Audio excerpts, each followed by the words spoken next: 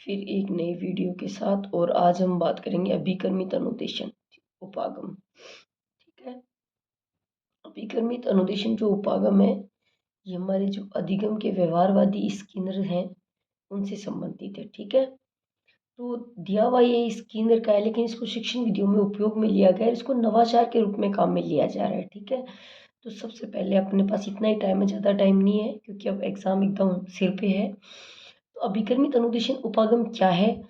देखिए, परिभाषा इसमें लिखी हुई है और जब भी आप वीडियो देखिए तो इसको पढ़ लीजिएगा, क्योंकि इसमें ऐसी कोई बताने वाली बात नहीं है। परिभाषा से कभी क्वेश्चन आता भी नहीं है। ठीक है। तो किसी पाठ्यक्रम का तार्किक अनुक्रम में एक निश्चित दिशा में अनुदेशन देना। अनुदेशन मतलब सूचना देना या आज्ञा देना। ठीक है। कक्षा शिक्षण के समय अध्यापक विषय को छात्र तक पहुंचाने के लिए जो क्रिया करता है उसे अनुदेशन कहते हैं। कक्षा शिक्षण के समय अध्यापक विषय को, यानी कि जो टीचर पढ़ा रहा है उसे वह छात्रों तक किस तरीके से पढ़ा रहा है, वह जिस तरीके से पढ़ा रहा है वह तरीका क्या कहलाएगा? अनुदेशन कहलाएगा। ठीक है। तो अगर ये एक आधुनिक तकनीक है। इसका प्रयोग प्राचीन काल में सुकरात ने अपने प्रश्नोत्तर प्रणाली के रूप में किया था। किसके रूप में किया था? प्रश्नोत्तर प्रणाली के रूप में किया था। ठीक है। तो अगर अपने छोटी छोटी भाषा में शब्द में कहें तो हम कह सकते हैं कि ऐसे नवीन तरीके, युक्तियाँ, शिक्षण पद्धतियाँ, तकनीकियाँ जो विज्ञान शिक्षण के परंपरागत तरीकों से हटकर कुछ नया, रोचक, प्रभावशाली शिक्षण करवाती हैं। ठीक है। समझ गए होंगे ना आप? मतलब कुछ ऐसी नवीन युक्तियाँ, शिक्षण पद्धतियाँ, तकनीकियाँ जो परंपरागत चीज़ों से हटके कुछ नया रोचक बनाती हो, उसको हम कहेंगे अभिकर्मित अनुदेशन, यानी कि ठीक है। इसके प्रणेता कौन है? बी.एफ. स्किनर। ये जरूर इस इम्पोर्टेंट है, इसको आप याद कीजिएगा। बी.एफ. स्किनर है। सहयोग किसने किया था? डॉक्टर प्रेसी ने किया था। ठीक है। ये विषय वस्तु के छोटे पदों में विभाजित कर तार्किक ढंग से इस प्रकार नियोजित करती है कि विद्यार्थी रुचिपूर्ण स्वगति से स्व अध्याय में अग्रसर होता रहता है। अब इसमें जो इम्पोर्टेंट जो बात है ना, वो कुल मिला के एक ही बात है और मोस्टली क्वेश्चन यहीं से होता है कि इसमें जो बच्चे की गति है वो कैसी होती है? स्वगति होती है। यानी कि जब हम इसके पदों को पढ़ेंगे तो उसमें जो महत्वपूर्ण पद होगा वो होगा स्वगति का पद। ठीक है। यानी कि बच्चा खुद के आधार पर, ठीक है, खुद की क्षमता के आधार पर इसमें इस विषय वस्तु को पढ़ पाता है। ठीक है। तो बात करें अभिकर्मित अनुदेशन की, तो देखिए एक मतलब आधुनिक अनुदेशन प्रणाली इसलिए मानी जाती है क्योंकि नवाचारों में आती है, और नवाचार वो है जो हमारे परंपरागत चीज़ों से हटकर नई चीज़ों की ओर हमको प्रेरित करेंगे। हमारी शिक्षण विधियों में एक नवाचार है। ठीक है। जिसका सर्वप्रथम विचार किसने दिया था? सर्वप्रथम विचार किसने दिया था? हमारे सिडनी एल प्रोसी ने दिया था।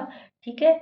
और इनके सहयोगियों से ही इन्होंने एक प्रश्नों की एक मतलब एक ऐसी श्रृंखला का निर्माण किया था कि जो विद्यार्थियों के सम्मुख एक निश्चित क्रम में प्रस्तुत की जाए। ठीक है। अगर उस विद्यार्थी उनको करता है और अगर उनके सही या गलत होने पर उसको तत्काल पुनर्बलन दिया जाता है। और जब स्किनर की बात करते हैं तो सबसे पहले पुनर्बलन का सिद्धांत किसने दिया था? स्किनर ने। ठीक है। स्किनर ने दिया था।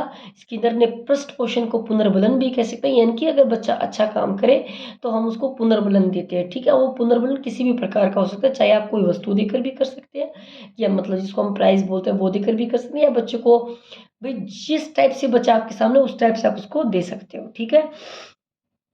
तो विद्यार्थियों को क्या था? तत्काल ही पृष्ठ पोषण दे दिया जाता है। ठीक है। और जब इस मॉडल को, इसलिए इसको क्या कहा गया कि अभिकर्मित अनुदेशन है, यानी कि बच्चे को तुरंत निर्देश दे दिया जाता है। अगर बच्चा सही होता है तो वो आगे बढ़ जाता है और बच्चा गलत होता है तो वापस वहीं पे रहता है और वह उसको करने की वापस से कोशिश करता है। ठीक है।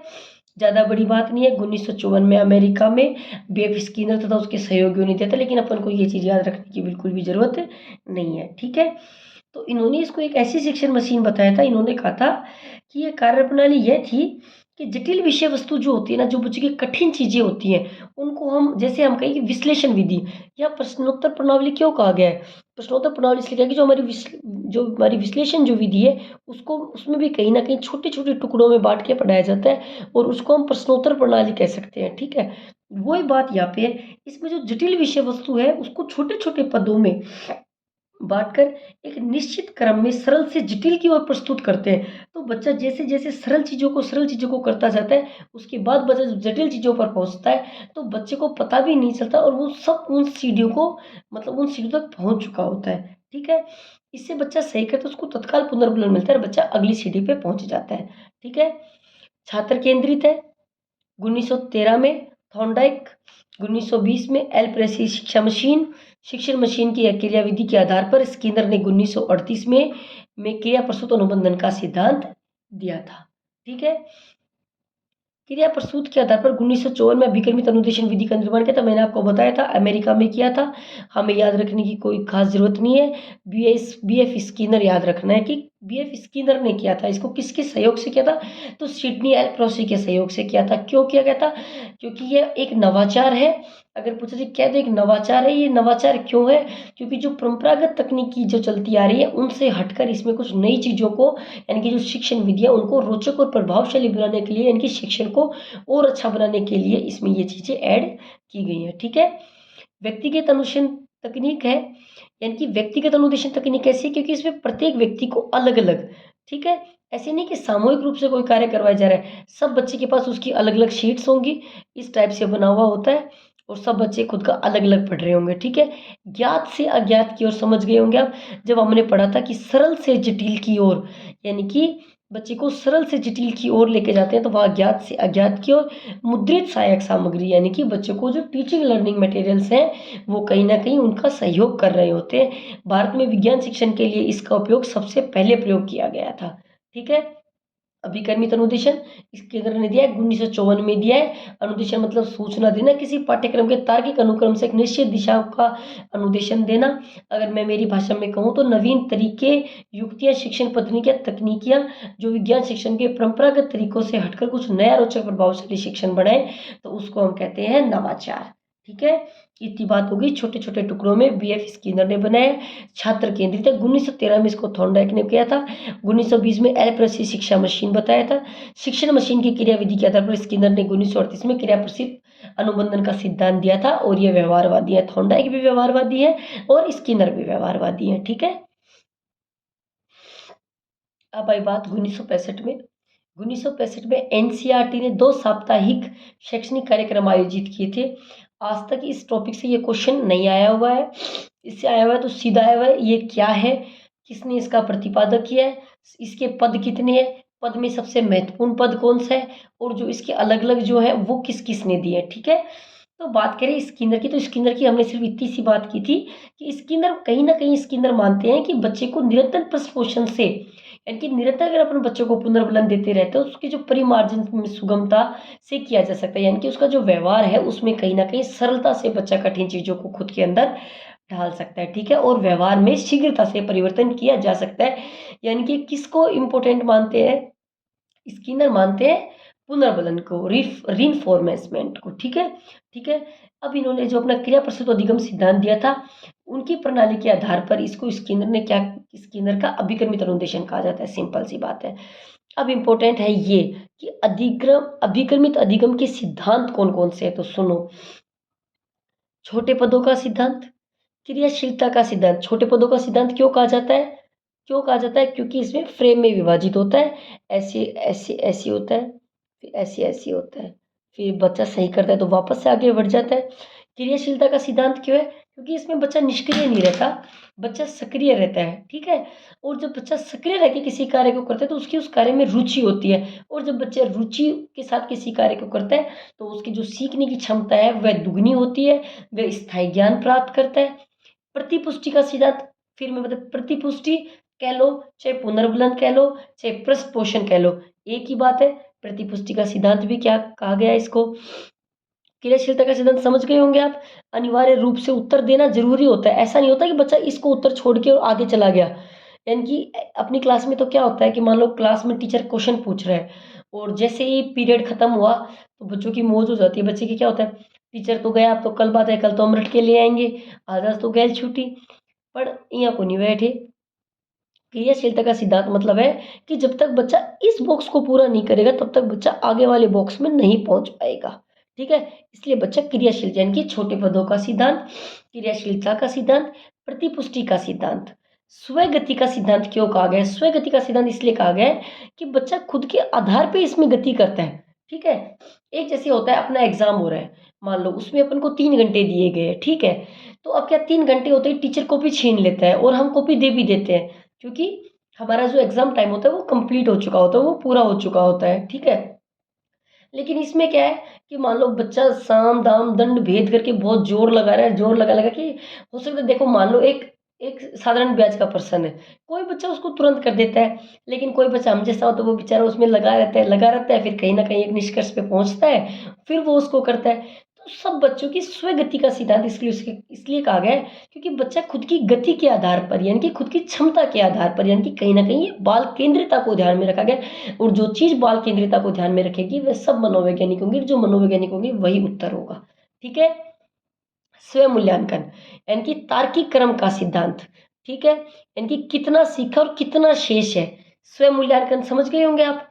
स्वयं मूल्यांकन का मैंने जो कल एक वीडियो उसमें मैंने स्वयं मूल्यांकन डाला भी था एक क्वेश्चन में, जो क्वेश्चन अपने सीटेट में आया हुआ है, स्वयं मूल्यांकन। ठीक है, तो तार्किक क्रम का सिद्धांत और कितना सीखा और कितना शेष रह गया। ठीक है, इतनी बात हुई। छोटे पदों का सिद्धांत, बाह्य अनुक्रिया का सिद्धांत ये कह सकते हैं, क्रियाशीलता का सिद्धांत कह सकते हैं, प्रतिपुष्टि का भी कह सकते हैं, चाहे पुनर्बलन का कह सकते हैं, स्वगति का कह सकते हैं, स्व मूल्यांकन का कह सकते हैं। पूछा जाए कि अभिकर्मित अनुदेश में सबसे महत्वपूर्ण पद कौन सा है, तो मैं आपको कहूंगी सबसे महत्वपूर्ण पद है स्वगति का पद। सबसे महत्वपूर्ण पद है स्वगति का पद। 1954 में स्किनर ने दिया है, क्रिया प्रस्तुत अनुबंधन के सिद्धांत के आधार पर दिया है। शिक्षण विधियों में परंपरागत तरीके से सुधार का अनुदेशन मतलब सूचना देना होता है, और इसमें जो बच्चा होता है वो क्रियाशील रह के करता है। ठीक है, अधिगम के समय छात्र उपरोक्त क्रियाओं से क्रमश गुजरता है। कौन कौन सी क्रियाओं से गुजरता है? स्वगति का सिद्धांत, छात्र अपनी इच्छा शक्ति के अनुसार तीव्र या मंद गति से चलने के लिए स्वतंत्र होता है, अपनी इच्छा के अनुसार चाहे जितना समय हो वह लगा सकता है। ठीक है, हर चीज को मैंने स्पष्ट खोल खोल के इसलिए रखा है कि ताकि आपके ढंग से समझ में आए। और अभिकर्मित अनुदेशन वेरी वेरी इंपॉर्टेंट है, इसमें डायरेक्टली नहीं तो इनडायरेक्टली इससे क्वेश्चन जरूर आता है। छोटे पदों का सिद्धांत, विषय वस्तु को छोटे पदों में विभक्त करके, यहाँ तो सिर्फ मैं जो लिखा हुआ है वो, लेकिन इससे पहले मैं इसकी चर्चा कर चुकी हूँ कि सरल से जटिल की ओर। ठीक है, छोटे पदों का सिद्धांत। ठीक है, क्रियाशीलता का सिद्धांत, यानी कि जो सीखने की प्रक्रिया उसमें बच्चा निरंतर क्या रहता है, सक्रिय रहता है। ठीक है, प्रतिपुष्टि किए गए कार्य की तुरंत प्रतिपुष्टि देना। ठीक है, स्वगति का सिद्धांत, यानी कि विद्यार्थी को स्वगति से अध्ययन करने का अवसर मिलता है। ठीक है, नॉर्मली हम जो देखते हैं जब हमारे एग्जाम्स होते हैं तो उनमें एक्चुअली क्या होता है कि जैसे हमारा टाइम पूरा हुआ और टाइम पूरे होते ही कॉपियाँ ले ली जाती हैं, लेकिन इसमें बच्चे के पास पर्याप्त टाइम होता है। बच्चे का खुद का टाइम लगाकर बच्चे को जितनी देर में सीखना चाहे जितनी देर में, बस शर्त है कि उसको हर स्टेप से गुजरना पड़ता है। जब तक वह उस स्टेप को गलत करता रहता है वो अगले स्टेप पे नहीं जा पाता। ठीक है, ये इसका नियम होता है। तो ये चीज़ आपके समझ में आ गई। अभिकर्मित अनुदेशन ढंग से समझे, किसने दिया, कितने इसके सिद्धांत है, क्या अभिकर्मित अनुदेशन है, और क्या इसके जो अपने 5 पद पढ़े उनका मतलब है। ठीक है, इसके बाद बात करेंगे अपन इनके प्रकारों के। ठीक है, तो इनके जो प्रकार हैं वो, ठीक है, अब इसके जो प्रकार हैं वो सुनिए आप। अभिकर्मित अधिगम अधिगम के प्रकार, रेखीय या बाह्य अभिकर्मक। पहली बात तो एक चीज का अंदाजा लगा लिया, जो भी रेखीय बोल रहे हैं तो रेखा तो किसी चीज के अंदर ही तो बाहरी तो होती है ना, तो रेखा होती तो ये बाह्य भी हो गया। ठीक है, स्किनर ने दिया है, इसको हम इसको स्केनर अभिकर्मित अनुदेशन भी कह सकते हैं। ठीक है, तो इसका प्रतिपादक किसने किया? बीएफ स्किनर ने किया। कब किया? 1954 में किया, जब पाठ्य वस्तु को छोटे छोटे पदों के रूप में क्रमबद्ध रूप से एक ही क्रम में व्यवस्थित किया जाता है तो उत्तर देना अनिवार्य होता है, और प्रश्नों की सीधी रेखा जब तक लक्ष्य हासिल ना हो पाए तब तक बच्चे को उसको पूरा छोड़ने नहीं दिया जा सकता। समझ गए होंगे आप। F1, F2, F3, F4। ठीक है, अगर मैं इसकी बात करूं तो इसका जो मेन जो बात होती है वो होती है व्यवहार परिमार्जन पर जोर देता है। ये किस पर देता है? ये व्यवहार परिमार्जन पर जोर देता है। ठीक है, ये कमजोर बच्चों के लिए उपयुक्त होता है सबसे ज्यादा, क्योंकि इसमें जैसे 1 2 3 4 बच्चा मतलब सीधे सीधे स्टेप है, इसमें कुछ घुमाने वाला नहीं है। तो ये कौन से बच्चों के लिए? कमजोर बच्चों के लिए सबसे अच्छा होता है। इसको रेखीय भी कह सकते हैं, बाह्य भी कह सकते हैं, स्केनर भी कह सकते हैं। दिया किसने? बीएफ स्किनर तथा जेम्स हॉलैंड ने दिया। ठीक है, खत्म हुई बात। व्यवहार परिमार्जन पर बल दिया गया है। अगर इस अभिकर्मित से पूछे तो किस पर? व्यवहार परिमार्जन पर। किस पर? व्यवहार परिमार्जन पर। ठीक है, ये भी इंपॉर्टेंट है, व्यवहार परिमार्जन पर बल दिया गया है इसमें। ठीक है, उसके बाद बात आई हमारी शाखीय। शाखीय से ही नाम से ही स्पष्ट हो रहा है कि शाखिया, शाखा यानी कि जैसे हमारी ब्रांच होती है, ठीक है, तो शाखे यानी कि आंतरिक किसने दी, क्राउडर ने दी। तो उसको जब स्केनरियन बोल सकते थे तो इसको क्राउडेरियन भी बोल सकते हैं, क्राउडेरियन, ठीक है। जब विषय वस्तु को एक तार्किक क्रम में क्रमबद्ध रूप से शाखाओं के रूप में व्यवस्थित किया जाता है तो शाख्य अनुदेशन कहलाता है। परिभाषा को याद करने की कोई जरूरत नहीं है, देखो मेरा तो फर्ज है आपको बताने का, इसलिए मैं बता रही हूँ, बाकी क्वेश्चन यहाँ से नहीं आएगा, ठीक है। इसकी बस ये चीज है, इस रेखे में तो ऐसे हो जाता है और इसमें ऐसे हो जाता है, ठीक है। इसमें व्यवहार पर परिमार्जन किया गया था, इसमें किस पर किया गया, निदानात्मक तथा उपचारात्मक पर, ठीक है। ये कौन से बल पर बल देता है, शिक्षण पर बल देता है, प्रतिभाशाली बच्चों के लिए वस्तुनिष्ठ, यानी कि कमजोर बच्चों के लिए कौन से काम में ली जाती है, तो जब हम कमजोर बच्चों की बात करेंगे तो करेंगे हम निबंधात्मक, ठीक है। और किस में बात करेंगे, इसमें बात करेंगे। जब हम शाख्य की बात करेंगे तो हम शाख्य में हम इसकी बात करेंगे, प्रतिभाशाली बच्चों की बात करेंगे, प्रतिभाशाली बच्चों के लिए वस्तुनिष्ठ प्रश्नों की बात करेंगे, ठीक है। वो व्यवहार परिमार्जन पर ध्यान देता था, लेकिन शाख्य यानी कि कोई चीज इंटरनली है तो यह किस पर ध्यान देता है, यह देता है हमारे निदानात्मक एवं उपचारात्मक पर। किस पर, निदान एवं उपचार पर, किस पर, निदान एवं उपचार पर, ठीक है। कमजोरी, त्रुटियों, कठिनाइयों, मंद बुद्धि बालकों के लिए उपयोगी है, ठीक है। कौन से बच्चों के लिए, कमजोर, कमजोर बच्चों के लिए, त्रुटि करने वाले बच्चों के लिए, कठिनाई, जिन बच्चों में कठिनाई हो रही है उन बच्चों के लिए, मंद बुद्धि बालकों के लिए उपयोगी होती है, ठीक है। यानी कि ये किस में, निदान, यानी कि कठिनाइयां मतलब निदान, यानी कि उनकी कठिनाइयों को जानना, फिर उनकी त्रुटियों को दूर करना यानी कि उपचार। तो यानी कि किस पर जोर दे रहे हैं, निदान एवं उपचार पर, किस पर, निदान एवं उपचार पर। तो हमारे कमजोर बच्चों के लिए क्या सही रहता है, निबंधात्मक, और प्रतिभाशाली बच्चों के लिए अच्छा रहता है हमारा वस्तुनिष्ठ। उसके बाद बात आई हमारी अवरोह अभिकर्म की, यह किसने दिया, गिलबर्ट ने दिया, ठीक है। क्या कहते थे गिलबर्ट, तो गणित विषय के प्रत्यय के लिए है अवरोही अभिकर्मक जटिल व्यवहार समूह विश्लेषण एवं पुनर्निर्माण पुनर्बलन के सिद्धांतों का व्यवस्थित प्रदर्शन अनुबोध एवं अनुप्रक्रिया, ठीक है। यानी कि इसमें अगर अपन बात करें प्रदर्शन, अनुबोध और अनुक्रिया, ठीक है, तो हम ये कह सकते हैं कि इसमें वस्तु के एक स्वामित्व पर बल दिया गया है, किस पर, अवरोही क्रम जटिल व्यवहार समूह विश्लेषण या पुनर्निर्माण पुनर्बलन के सिद्धांत का व्यवस्थित प्रदर्शन, अनुबोधन, अनुक्रिया। इंपॉर्टेंट कीवर्ड याद रखना, प्रदर्शन, अनुबोध, अनुक्रिया, यानी कि कहीं ना कहीं वस्तु के स्वामित्व पर बल दिया गया है। अगर रेखीय की बात करें तो व्यवहार पर, यहाँ हमने कमजोरी और त्रुटियों को पढ़ा है तो निदानात्मक, उपचारात्मक, और अवरोही अधिगम की बात करें तो ये हमारा वस्तु के स्वामित्व पर बल दे रहा है, किस पे, वस्तु के स्वामित्व पर बल दे रहा है, ठीक है। अगर प्रदर्शन, अनुबोध, अनुक्रिया ऐसे आए तो ऐसे हो जाएगा, वरना अगर वस्तु के स्वामित्व पर बल हो तो अवरोही होगा, गिलबर्ट ने दिया है, खासकर इंपॉर्टेंट इन दोनों में से ही होता है। कंप्यूटर आधारित, ठीक है, कंप्यूटर तीनों का प्रयोग किया जाता है, इसमें तीनों का जो सम्मिलित रूप है वो है कंप्यूटर, ठीक है। एक एक पद को पढ़कर उसमें आगे प्रश्नों की अनुक्रिया करती है और चला जाता है सही या गलत। जब जैसे प्रश्न गलत होता है तो एक बीप की आवाज आती है, किसकी आवाज आती है, बीप की आवाज आती है, ठीक है। अनुकूलन या विकर्मित अनुदेशन किसने दिया, गार्डन पास्क ने दिया। आवश्यकता के अनुसार अनुकूलन बन जाता है, किसके अनुसार, आवश्यकता के अनुसार अनुकूलन बन जाता है, ठीक है। ज्यादा इंपॉर्टेंट ये दोनों है, ये भी थोड़ा है, इसको भी मान सकते हैं, ठीक है।